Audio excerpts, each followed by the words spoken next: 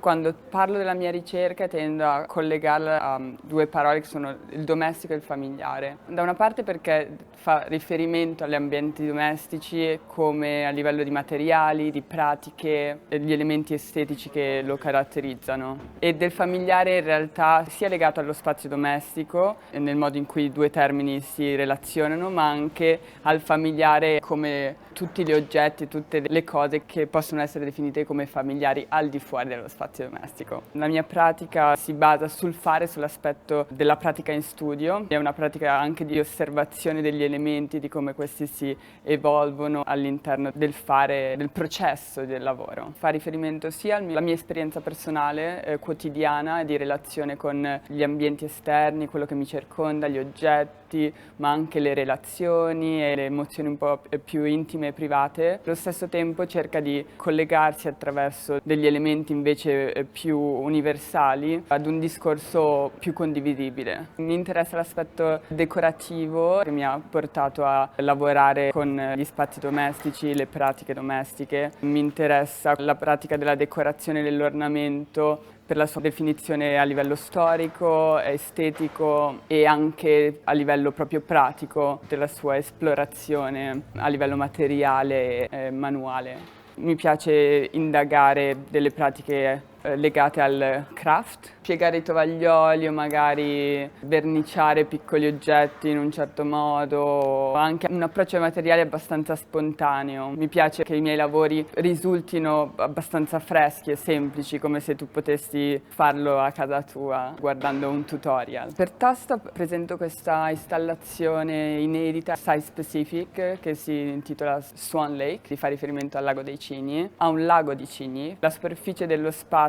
verrà interamente ricoperta da un piano di legno che diventerà appunto questo lago dove prenderanno vita dei cigni fatti con materiali diversi legati alla quotidianità come tovaglioli, rubinetti. Ho pensato a questa installazione perché era da molto tempo che volevo lavorare con il cigno, perché è un simbolo, un animale che mi affascina per il valore sia estetico e di significato che vengono attribuiti al cigno nella definizione più popolare. Ho pensato a questa installazione per lo spazio perché quando ho visto le foto di Toast vedevo questi vetri che praticamente inesistenti. I muri erano inesistenti proprio perché erano questi fatti appunto tutti di vetri e quindi c'era questa visione che era più uno spazio da osservare da fuori che da dentro. Ho deciso di lasciare lo spettatore all'esterno e guardare all'interno dello spazio questa composizione e coreografia di cigni. Sicuramente è una cosa che ha dei riferimenti al mio personale. Come parte dell'installazione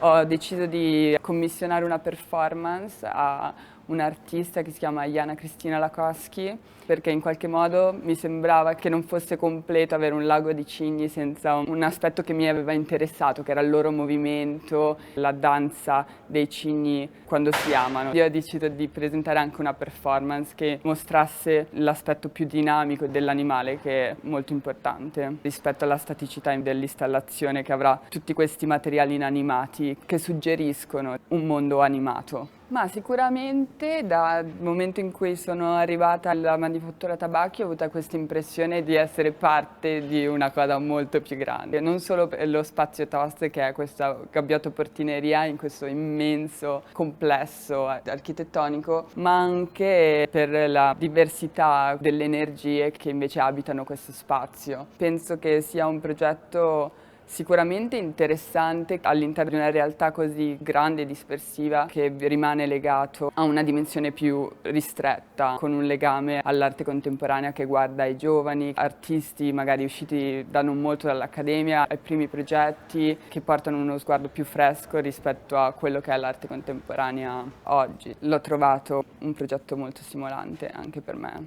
per lavorare.